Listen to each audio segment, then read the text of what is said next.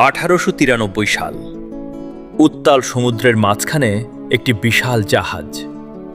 আপনি কি জানেন, শিকাগো যাওয়ার পথে সেই জাহাজে স্বামী বিবেকানন্দ এমন এক অলৌকিক ঘটনা ঘটিয়েছিলেন যা দেখে খোদ ব্রিটিশ ক্যাপ্টেনও ভয়ে স্তম্ভিত হয়ে গিয়েছিলেন। স্রেফ এক জোড়া চোখের দৃষ্টিতে কি বদলে দেওয়া যায় প্রকৃতির নিয়ম? চলুন আজ উন্মোচন করি সেই রহস্য। বিবেকানন্দ তখন জাহাজের ডেকে পায়চারি করছেন। হঠাৎই আকাশ কালো হয়ে এলো।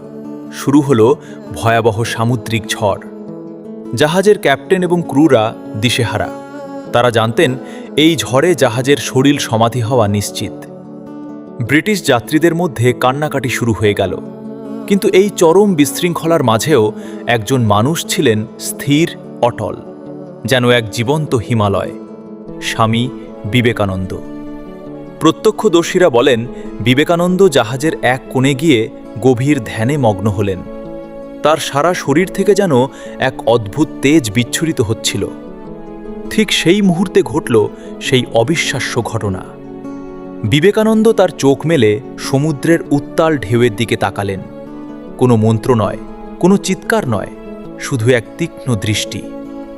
কয়েক মিনিটের মধ্যেই অলৌকিকভাবে সেই ভয়ঙ্কর ঝড় শান্ত হয়ে গেল।